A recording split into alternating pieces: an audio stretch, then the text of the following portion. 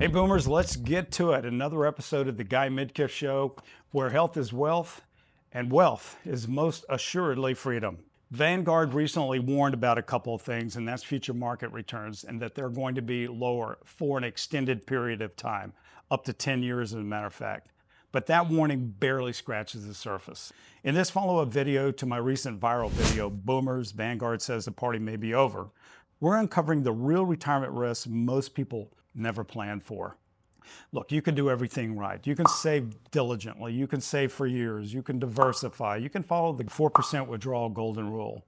And guess what? You can still run out of money if the market crashes early in retirement. That's the key, if the market crashes early in retirement. What I'm going to do today is I'm going to break down a couple of things. First of all, we're going to talk about mean reversion. What's the definition? How is that even applicable to this show today? How sequence of return risk can be a real portfolio destroyer. Why a 100% stock portfolio, such as all in on VOO or VTI, or pick your proxy, it doesn't really matter. How that's a great idea, well, that's until retirement starts. And then we're going to talk about some real historic examples. We're going to flash back to 2000, 2008, even the 1970s inflation realm, which lasted a really long time. Of course, we're going to look at what's called Monte Carlo simulations, and that's what actually created the underlying principle for this show today, what I found there. And most importantly, how as boomers we can fight back. This isn't fear, folks. This is preparation. So come right back. We're going to jump back into the rest of the show.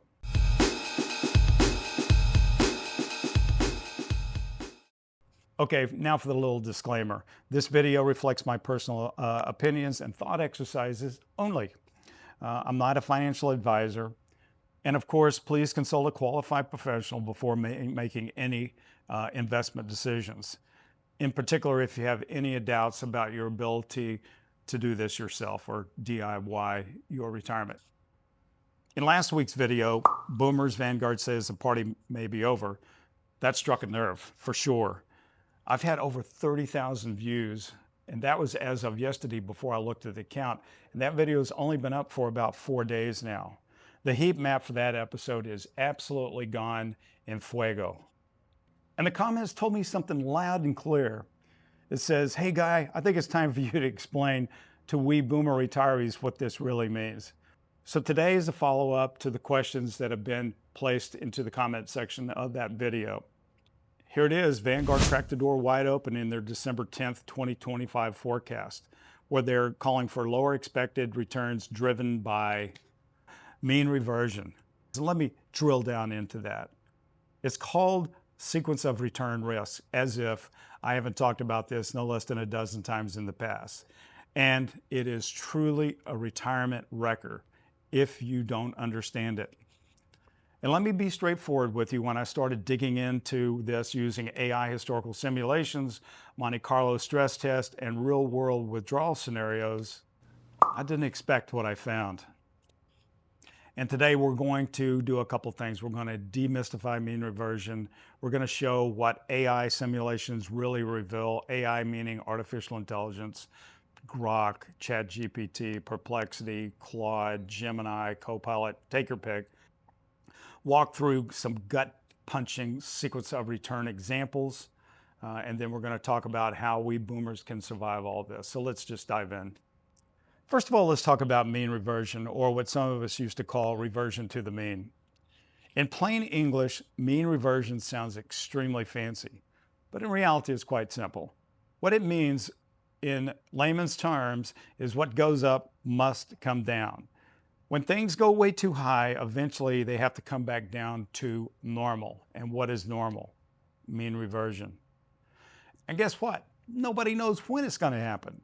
Nobody knows how fast it's going to happen. But I can assure you one thing, gravity always wins. Historically, stocks have averaged returns in the 10% range, including dividends. But averages can lie to you. When you start from extremes, bad things can happen. And today, where are we? Valuations are near their 99th percentile. That's higher than 99% of historic norms. And I can assure you that the financial talking heads on all these financial shows on the alphabet networks, they're going to try to explain this away. So when Vanguard postulates that future returns may be in the 3 to 5% range, that's not pessimism, that's math. What has happened is we've already pulled a lot of future returns forward. Mean reversion doesn't necessarily punish the investors, even though that may be the final result. But what it does do, it punishes the Pollyanna late-stage optimist. And here's where things got really interesting. You can feed historical data into your favorite AI, ChatGPT, Grok, Claude, as I've already alluded to. And here's where things got really interesting. We live in a moment where any boomer with a keyboard and an internet connection can run extremely powerful retirement stress tests using AI. And they can do it all for free, for crying out loud. Why would you not want to do that? You can feed your historical data into ChatGPT, Grok, Claude, you name it, and then push run, and there's your information. What can you do? Well, you can do Monte Carlo stress tests. You can do withdrawal stress tests. You can do some various crash scenarios and throw in there inflators at anywhere from the 2 to 5% range and see how that impacts your future returns. And guess what? In just seconds, you get thousands of returns. And in the description section of this episode, I've laid out some examples of AI prompts, so check them out. If you want to pay 1 to 2% of your life savings portfolio per year to an advisor, go for it. I have no problem with that whatsoever. Or you can just simply educate yourself and come in with better questions, or possibly even do it yourself. But remember this, and man, is this ever true, no one loves your kids more than you do. And the same goes for your hard-earned money. That's why I personally have given the side eye to the so-called pros. This is content leverage, not filler. This is democratized financial stress testing, and boomers should absolutely use it. Now, this is where I hit my first WTFO moment. And if you're in the military, you probably know exactly what I mean by that. If a major crash hits early in your retirement while you're withdrawing, you permanently damage future compounding. You don't just lose money, you lose time. The most important thing in your pocket. You can't see it, you can't feel it, you can't hear it. But damn, once it's gone, you understand exactly how valuable it was.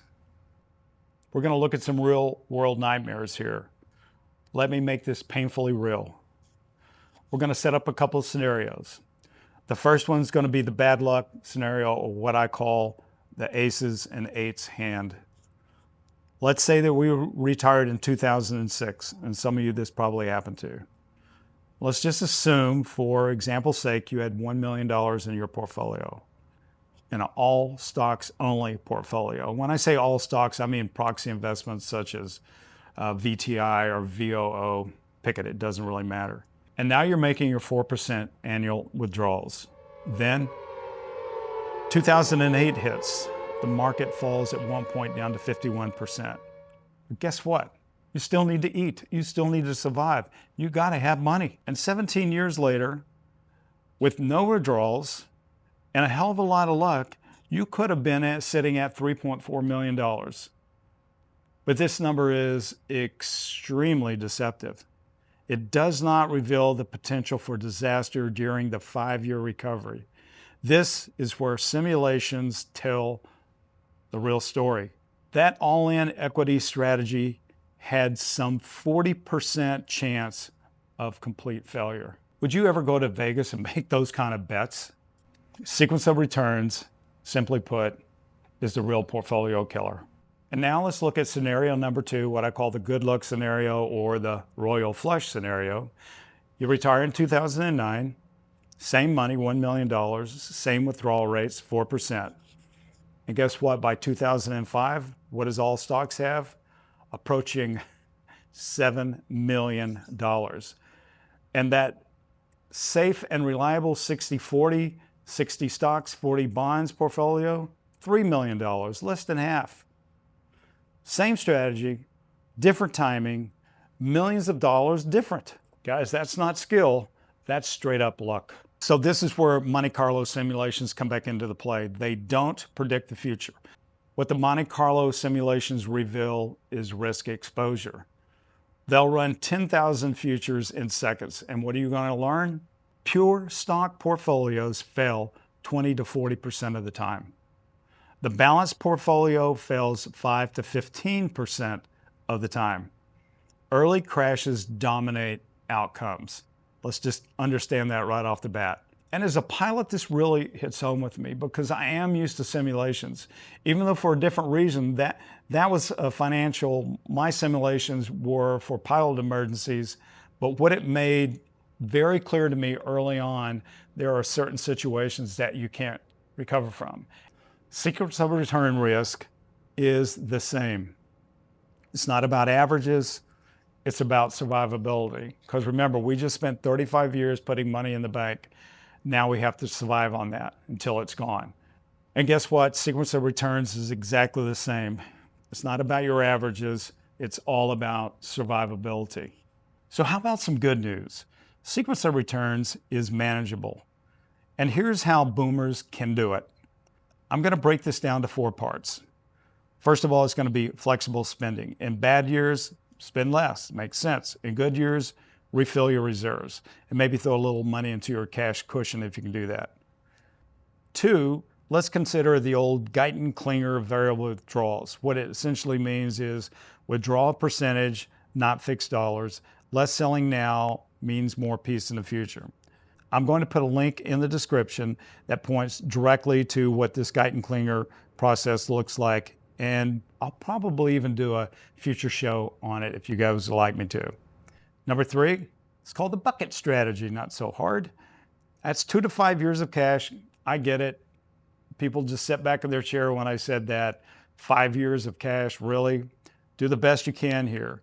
And in your boom years, try to squirrel away a little bit of cash to fill up that cash bucket. What you can do when there's crashes, you can actually live off this cash bucket, and that's what my personal plan is. Give time to let the engine of your portfolio, which is stocks, heal.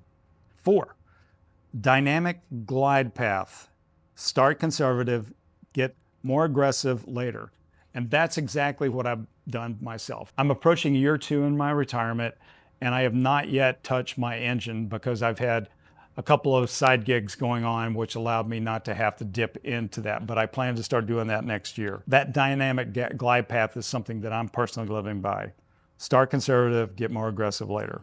And what Monte Carlo testing can do is show you that these failures can be cut sometimes in half. This isn't Fantasy Island, it's survival. And folks, as we near the end of this show, I want to be clear about something.